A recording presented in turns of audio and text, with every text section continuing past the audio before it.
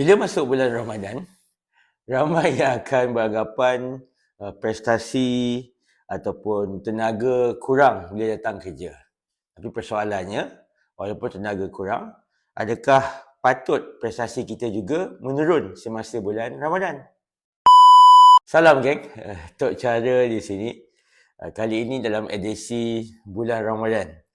Okey, masuk Ramadan biasanya kita dapatilah rutin siaran kita pastilah berubah. Maklumlah bila Ramadan ini kita dilarang untuk makan dan minum dan melakukan perkara-perkara yang tidak dibenarkan yang boleh menyebabkan batalnya puasa sepanjang kita berpuasa bermula daripada awal pagi sehinggalah nanti masuk maghrib ya. Jadi sudah pastilah bila kurang makan, kurang minum, badan kita akan rasa letih. Bila letih tu fokus kita akan semakin kurang dan biasanya kerja juga akan jadi perlahan. Sehingga ada yang beranggapan bulan Ramadan ni biasanya prestasi kerja kita juga menurun. Tapi sebenarnya kepada semua geng-geng Tok Cara kan, Ramadan sebenarnya bukanlah masanya untuk kurangkan prestasi. Tapi sebenarnya Ramadan melatih diri untuk kita bagaimana untuk mengawal diri kita sendiri. Jadi untuk sahabat-sahabat Tok Cara, kita kena tukar mindset kita yang mungkin kita salah pegang sebelum ini.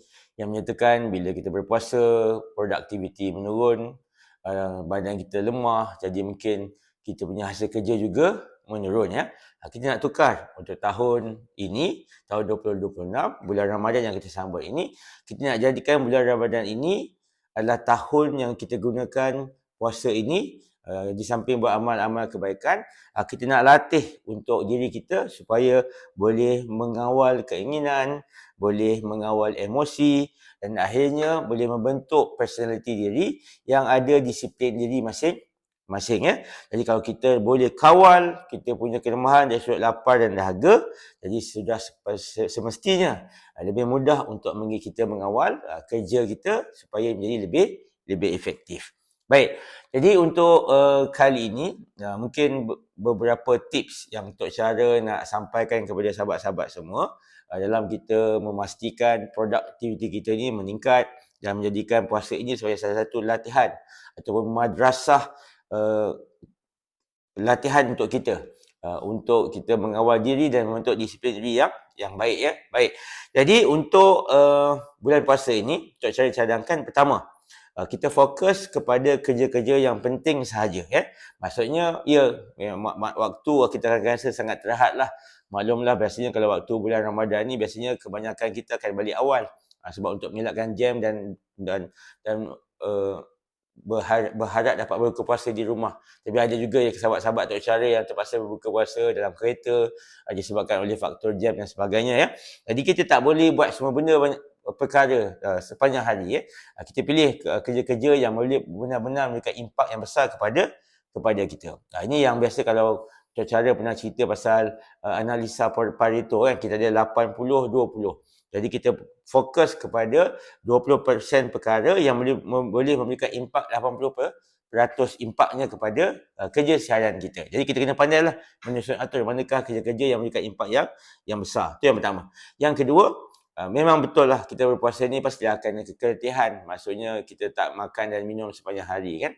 Jadi kita kena pandai menyusun atur kerja. Jadi kerja-kerja yang berat sepatutnya kita lakukan di awal pagi.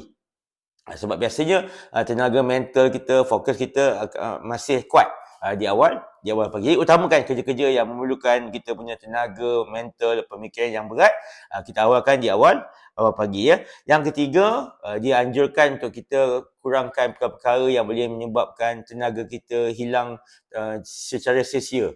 Seperti apa? Seperti banyak bercakap bersembang-sembang kosong, banyak scroll-scroll media sosial.